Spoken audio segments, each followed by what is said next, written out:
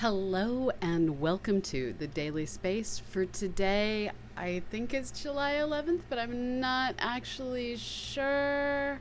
It is July 11th. Hello and welcome to the Daily Space for today, July 11th, 2019. I am your host, Dr. Pamela Gay, and I am here to put science in your brains.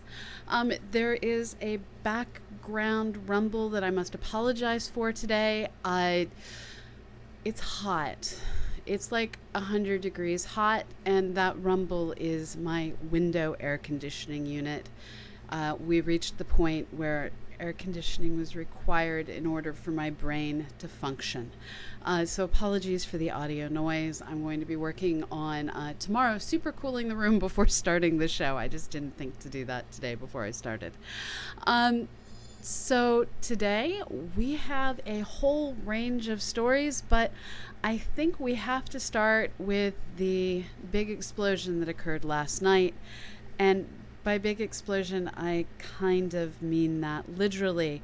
Those of you who are watching the special event coverage last night with Annie Wilson, our own Binary Ablaze, know that the launch of the 15th Vega rocket was not entirely a success. Roughly 2 minutes after launch, the rocket experienced what is described as a catastrophic failure that sent the final stages and the spy satellite it was carrying for the United Arab Emirates into the ocean.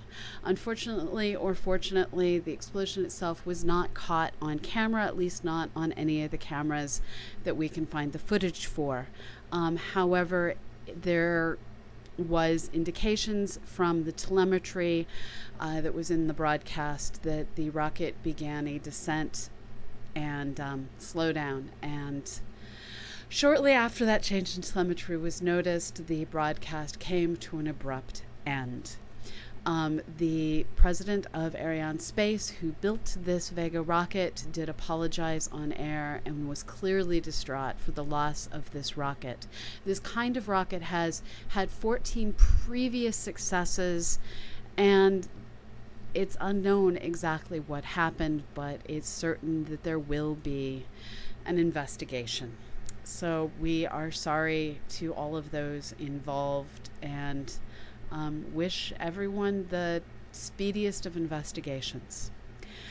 Now, not all rockets go well, but let's face it, space is hard. But when things work, they sometimes outlive anything their builders could have imagined.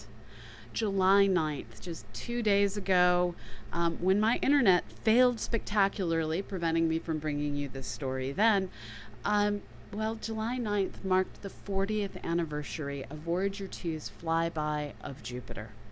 I have vague memories of this event that are mostly attached to being in a shouting match with my parents that I did not need to take a nap to stay up and watch this encounter. I should say I was four. Those images that came in back in 1979 are still used for science and give us a baseline for understanding Jupiter's evolving weather patterns. Today, both Voyager 1 and Voyager 2 are still operational and continue their journey out of our solar system. Unfortunately, the radiothermal generators, which are powered through nuclear decay processes, they're old, and a lot of the nuclear materials that keep these generators going have already decayed, and so the amount of power that's being generated is less than it used to be. In order to keep these two spacecraft continuing their science, the team scientists have had to make some difficult decisions and figure out, what instruments they can turn off, and that's currently going on right now. What this means is some of the instruments on board are going to be allowed to freeze solid as their heaters get shut down. But the instruments that are of most use and the communication systems that allow us to continue monitoring these spacecraft are going to continue transmitting into the future. Now, exactly how long these spacecraft will last is unknown. It depends on if they get apprehended by an alien civilization and turned into something that, can return to Earth with potentially evil intentions, as occurred in Star Trek the movie, or the motion picture as it was called. I'm kind of hoping this isn't their fate, but I hope they're around for a while and keep telling us about the conditions at the very edge of our solar system. Now, looking beyond our solar system and out to the boundaries of the observable universe, we have more science-focused news. Now, as we've discussed in recent months, there's currently a major cosmological dilemma. When we try and measure the expansion rate of our universe using things like supernova, Cepheid variables, all the nearest things that we can measure the distance to, we get one value. When we try and measure the age of the universe using things like the cosmic microwave background, we get a different value. And these two values are about 9% different, and the difference is significantly greater than the error in the measurements, which tells us there's something funny going on with the universe that we don't understand. Now, one of the problems that we have in figuring out exactly what's going on is we know how to measure the distances to things that are nearby, and we know how to measure the early universe's parameters, but we don't have a way to measure what's going on in between. But that might be changing. In a press release coming out of the National Radio Astronomy Observatories here in the United States, scientists are saying that they think they may have figured out how to combine gravitational wave data with observations of merging neutron stars to, measure distances. This would be an entirely new standard candle that would allow us to probe those intermediate distances that we currently can't use. Now, we're working from a sample of one right now, and this isn't an easy solution. Neutron stars come in a whole variety of masses, and exactly what we see with the gravitational waves depends on the orientation of the system, where we see one kind of gravitational wave if we're looking at the system edge on, and we see something different if we're looking down on the system from our perspective here on the planet Earth. In order to try and understand exactly what's being seen, exactly what the orientation of these merging neutron stars might be, astronomers used months and months and months of very large baseline array data using a myriad of telescopes scattered across the continental United States and Hawaii in order to, measure a jet of material coming off of that one neutron star merger system that has been identified. And it seems like they figured out how to make this work, but a sample of one is not enough. But they think with just 15 detections, they might be on their way to creating a new standard candle. It's still the early days, but this might be our best new hope to measure how our universe is evolving over time. Now, from motions in the most distant corners of the universe to motions nearby, we have an announcement of the Zwicky Transient Facility discovering an asteroid on what is the smallest orbit measured to date. This little rock is spiraling the sun every 151 days. Named 2019 LF6. This rock crosses inside Mercury's orbit before zipping out to linger a little bit closer to Venus's orbit and actually going beyond. Now, while there could be asteroids out there with smaller orbits, they're going to be really hard to find. In order to see these rocks, you have to observe really close to the sun on the sky, and there's only about 30 minutes of observable time between when the sun sets and when these objects potentially set. And things that are too small or not reflective enough are going to get completely lost in the sun's glare during those twilight hours. So at this time, we only know of about 20 objects with this kind of an orbit. But we're going to keep looking, and hopefully we'll find more. using, well, the Zwicky Transient Facility and other telescopes. This is a fairly new facility, and it has more rocks left to find. Now, from looking for rocks in our own solar system to looking for life in alien solar systems, the news just kept coming today. In a story coming to us from Cornell University, we have new information on what we should be looking for if what we're looking for is life.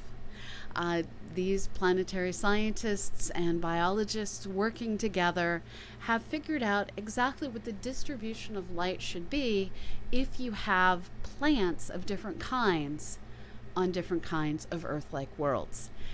If you have anything from cyanobacteria to lichens to ferns to land vegetation like we see today, those plants are going to absorb out certain colors of sunlight that hits that world, allowing only other colors to reflect back for us to see that light here on the planet Earth.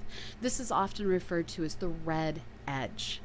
And it turns out exactly where that red edge is depends on what kind of plants that alien world might have. Now, these results are only any good if we're looking at plants that evolve like our own Earth has evolved. But it's a start. And this is one more way to look for life, admittedly as we know it, but on alien worlds. Now, this also doesn't tell us if there's intelligent life, it just tells us if there's plant-based life. But if we start to see this, that starts to tell us just how common life might be in our universe. So here's to hoping we start seeing, well, what is predicted to be seen. Now, this next story is one that leaves me with really mixed emotions. In a press release coming out today from David Y. Inga, the governor of Hawaii, it's been announced that construction of the giant 30-meter telescope project is slated to begin in just a few days on July 15th. With this construction will come road closures as well as the closing of access to a variety of sections of the Mauna Kea mountaintop. This kind of massive instrument normally would be something for us to celebrate. However, this particular construction project has a really controversial history. While numerous nations and locations competed to be the site of construction for this 30-meter telescope, the site that was selected on Mauna Kea on the big island of Hawaii, this is a site where the indigenous people adamantly did not want a giant telescope to be built. The Mauna Kea site was originally leased back in 1968 for a period of 65 years. And the lease on the mountain is one that it's like $1 a year to the indigenous peoples.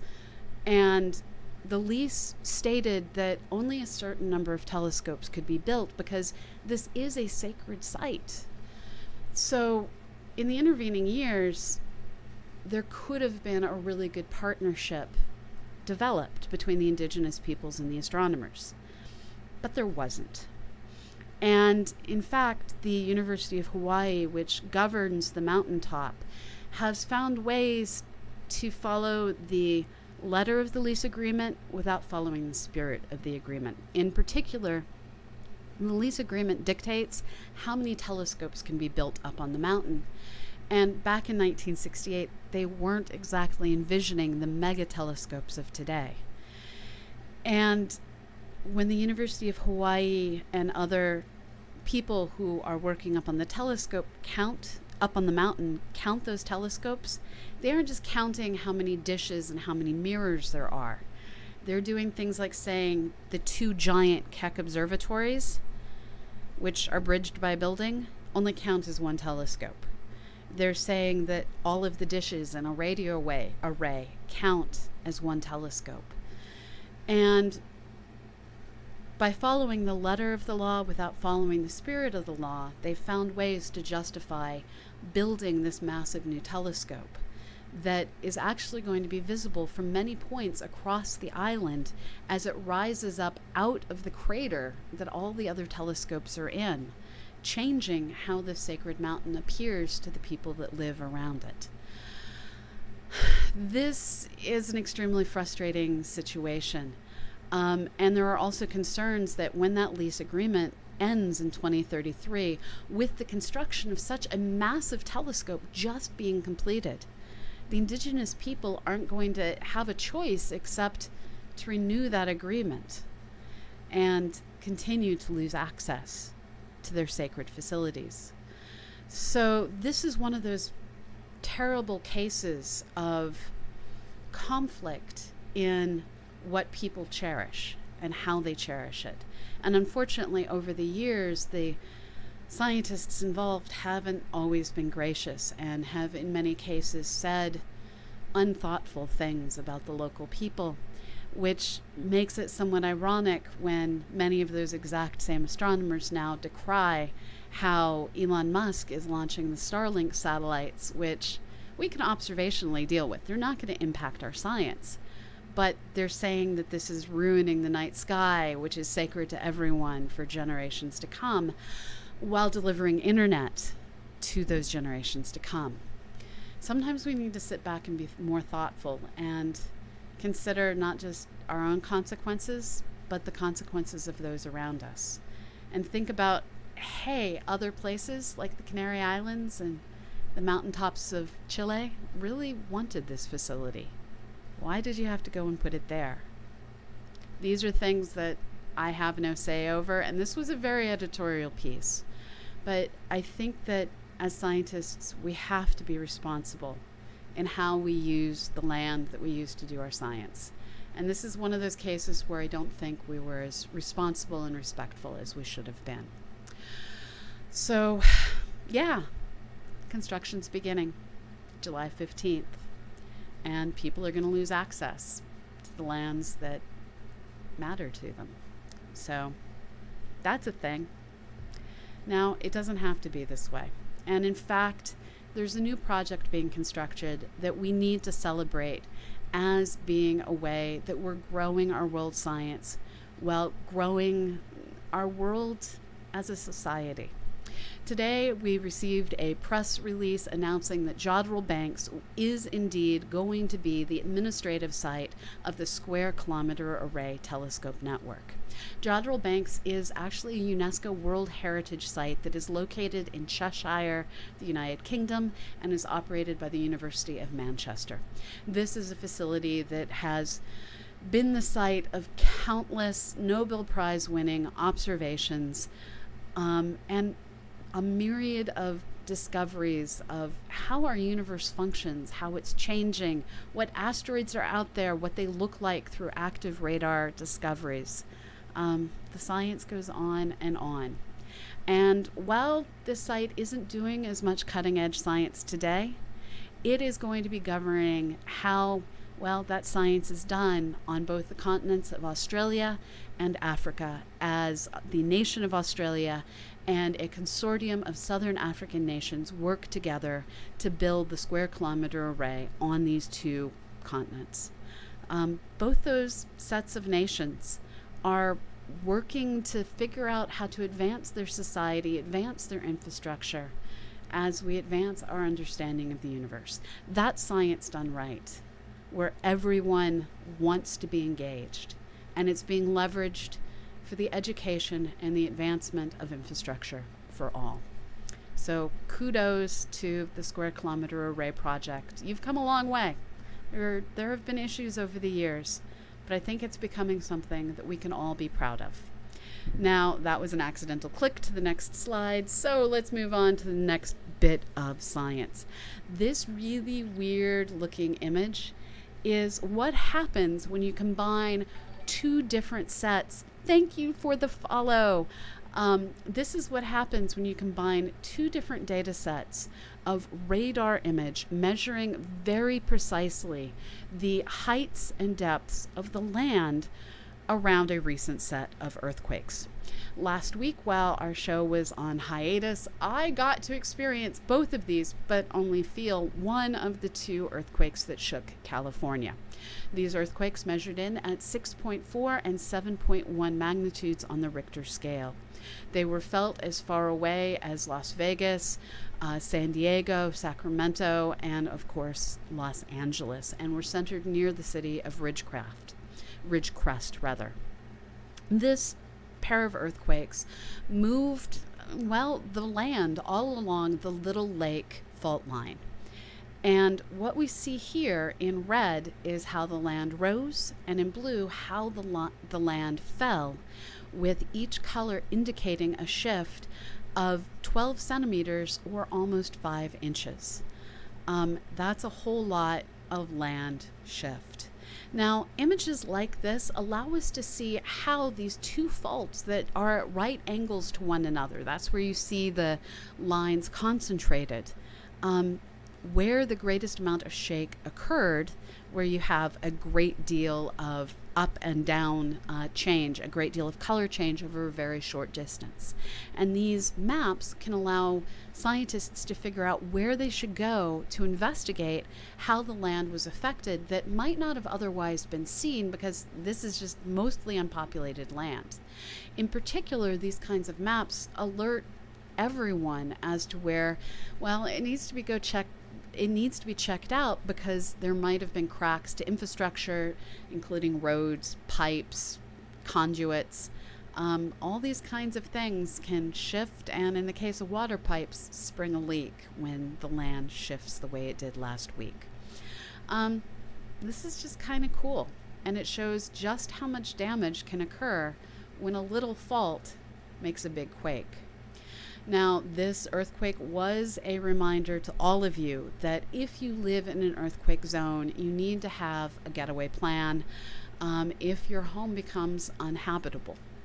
This particular quake affected areas that, well, the construction was largely new, and there were very few buildings that had significant amounts of damage.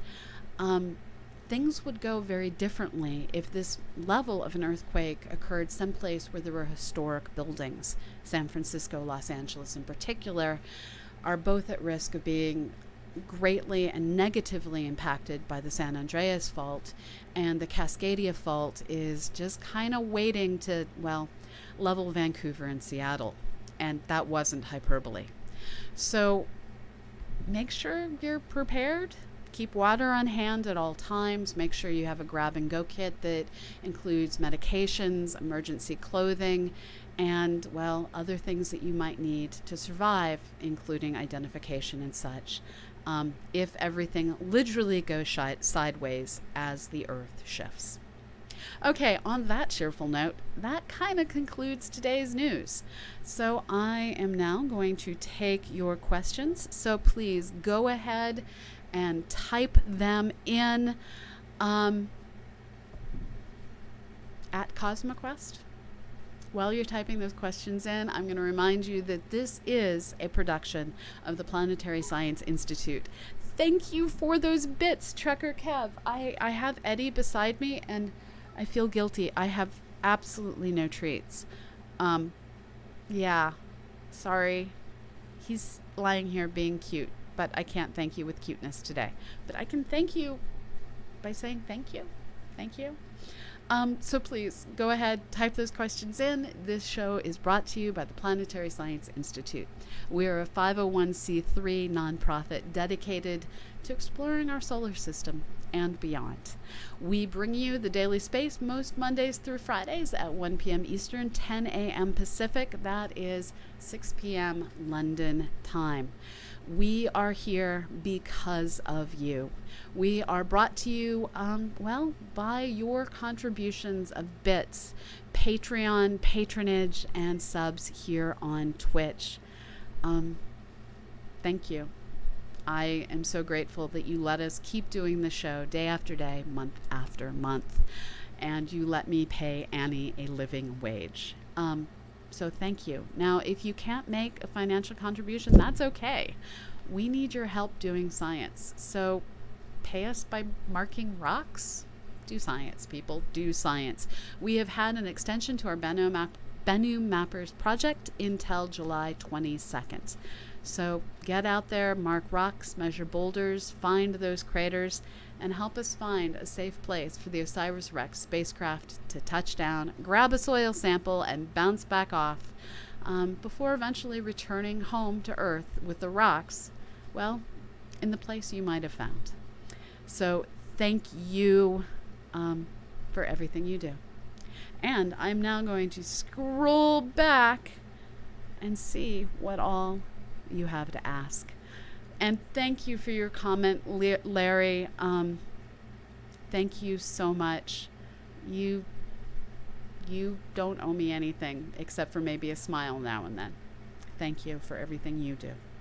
Okay, scrolling back all the way to the beginning. Scrolling all the way back, looking for questions. I'm not I read Paranor's comment of Vega sad face as the star, not the rocket. Yes, the rocket had a bad day. The star did not. Yeah, staying cool is important, Guido. Sometimes you just have to sit next to an air conditioner. And today is one of those days when I just need to sit next to an air conditioner. Voyager from Star Trek. I love seeing all of the comments. And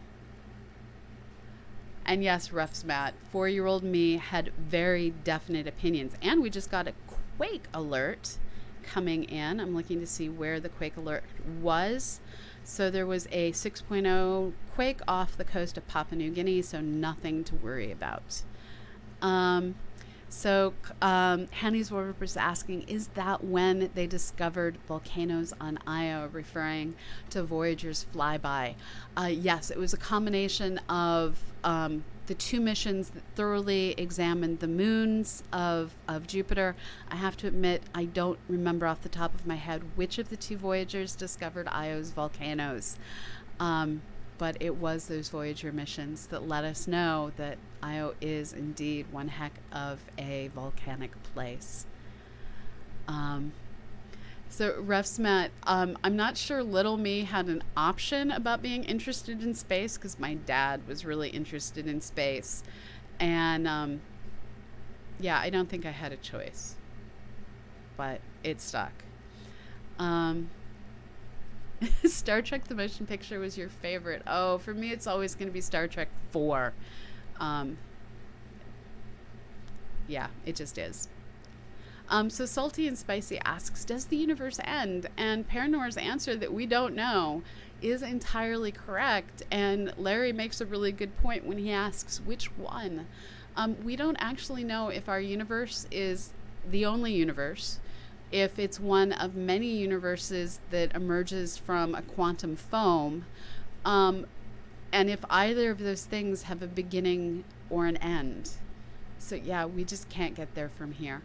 I wish I could answer. That's one of the fundamental questions of the universe. Yeah. So Larry Weird and Proud asks, does a gravitational wave have polarization? I don't think so. I could be wrong, but I don't think that's something we would have an ability to measure. Polarization means that the wave has a specific orientation. And yes, the asteroid that we discussed that is on such a tiny orbit does have a longer period than Mercury. This is because the orbit goes in closer than Mercury, but then it also goes out further than Venus. It's a highly elliptical orbit, and that's what gives it such a long duration of 150 some odd days. I don't think the Parker Solar Probe could have seen this, but I could be wrong. They always find interesting ways to use spacecraft I haven't anticipated. But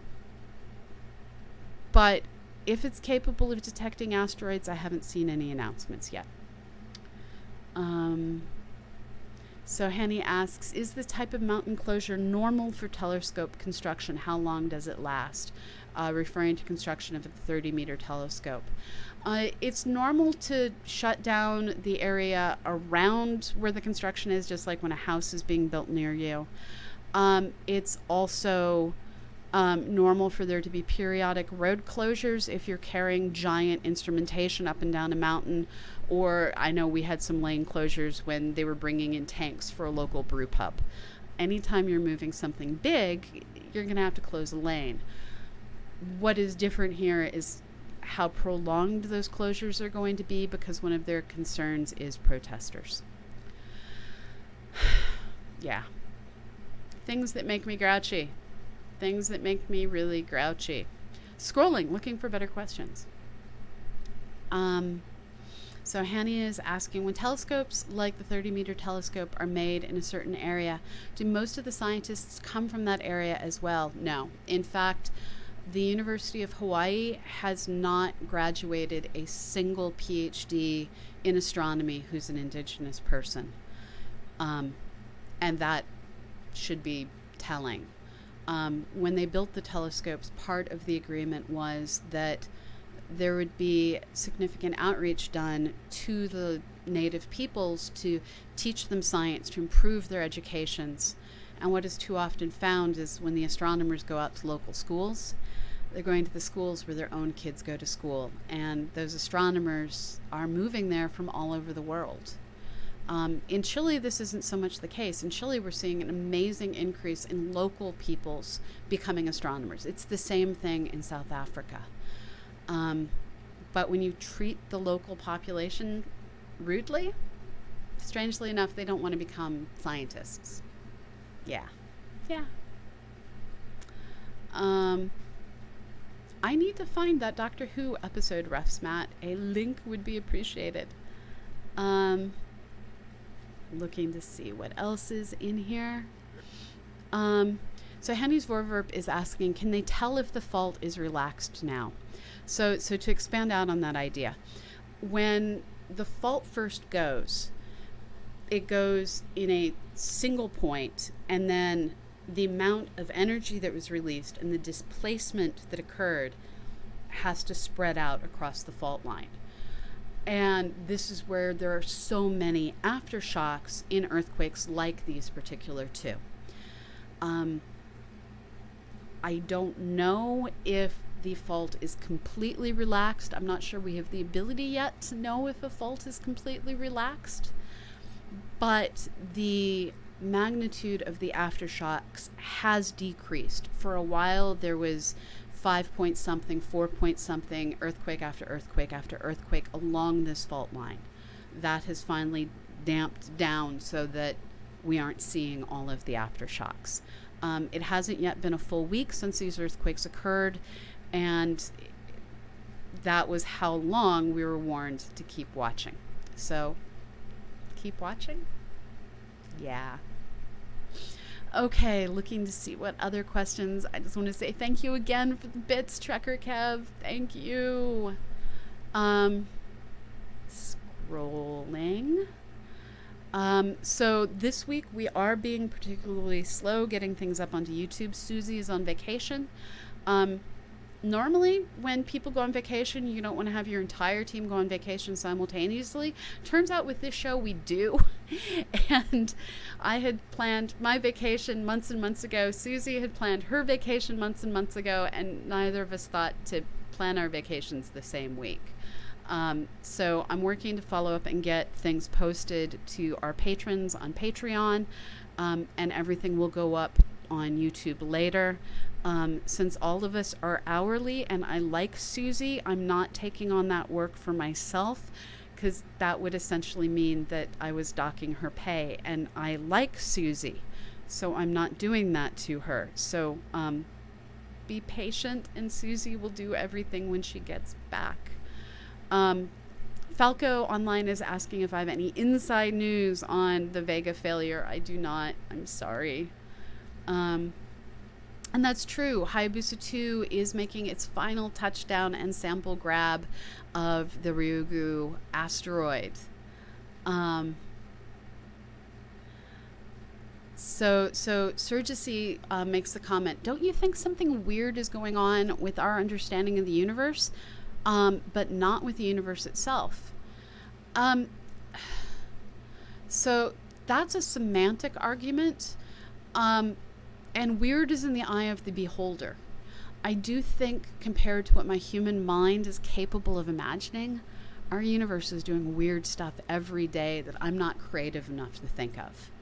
And so that weirdness is from my own lack of imagination. I also think there's something weird with our understanding, because our understanding doesn't match that actual universe. So this may be a case of it being weird all the way down, depending on exactly where you're looking at things from. Yeah.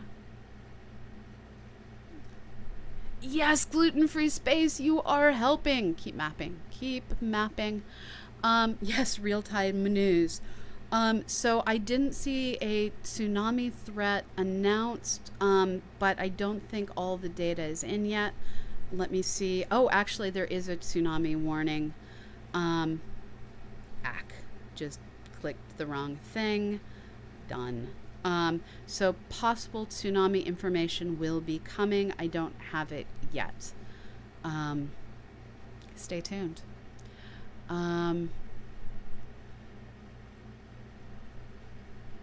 Yes, salty and spicy. Star Trek 4, there'd be whales here. It is true. So Gluten-Free Space asks if I think there could be life on Io. I don't know. So life requires three things as far as we know. A energy gradient, so a heat gradient, some sort of way for energy to change. A solvent, so water, methane, liquid methane, and nutrients. We know that there's a thermal gradient on Io. We don't know if there's a solvent, and we don't know if there are nutrients. But not knowing isn't the same thing as saying there couldn't be. But when we talk about the places that are most likely to have life, we're looking at the worlds that have undersea volcanism. So here we're looking at worlds like Europa and Enceladus. We're looking at places like Titan that have methane, Mars, which has methane.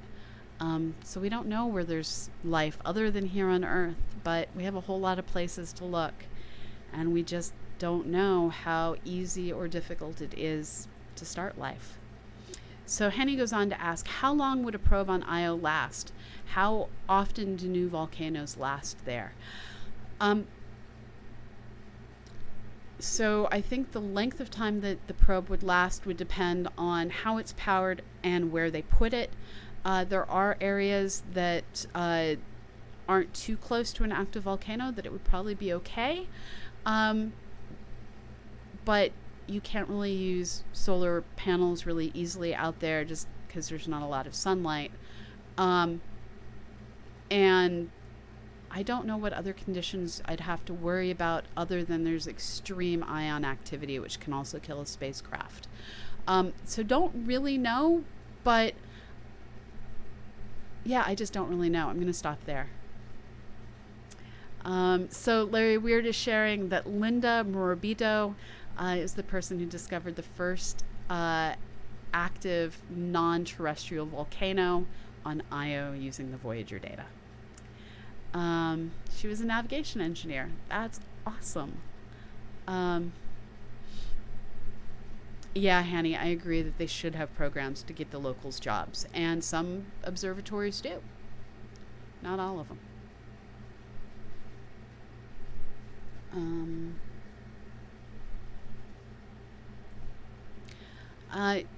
You are right, Refs Matt. There's not a lot of jobs at the observatories, but there are jobs, especially during the construction phase and the building of new instrumentation phase. It's trickstery.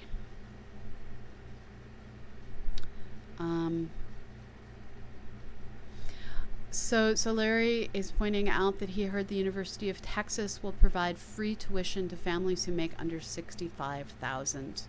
That I hadn't heard, and that's fabulous. I'm loving the way different states are finding ways to get more and more people going to college. Other places have said that the top 10 people in any graduating class can go to state universities for free. A lot of the major Ivy League universities are doing reduced tuition for people who have household incomes under fairly significant marks. We're working on finding a way to get a better educated society. Hulunda, I don't know if I said that right. Hulunda asks, have we found any new breakthrough for protecting humans in space? Nope. At this point, you're gonna get your DNA nuked if you spend too much time in outer space due to all of the radiation damage you'll get from high energy particles. Yay! We're not quite ready to go to Mars. Stay tuned. We don't know how to solve that. And no, I am Quar. Earth is not flat. It is quite oblate sphered. One SpaceX launch or landing will answer that question. Oh yeah, the whether or not the world is flat. Yes, that is true. Falco Online says, I heard the Indian rover to be sent to the moon is planned to last only a few weeks. Is it difficult to make devices that last very long? After all, they can generate solar energy. So the problem is they can only generate solar energy for 2 weeks, and then they get plunged into dark, cold horribleness. And it's during that dark, cold, horrible period that spacecraft tend to die. This is a common problem. It's fairly normal. We're actually going to be building a new spacecraft here in the US coming out of the University of California, Berkeley. They have 18 months to finish it somehow, and it's only supposed to last 2 weeks, so that's kind of normal. And Hanny, I don't know what the standard rate of radiation is in space. I just know it can kill you. Yeah, outside the Van Allen belts is where we're worried about, Larry. Yeah. So that's all the news I've got. That's all I've got for today. But I'll be back tomorrow. And the news goes on, science goes on. And now it's my time to work on doing some science. That is my plan for today. So I will see you all on the other side.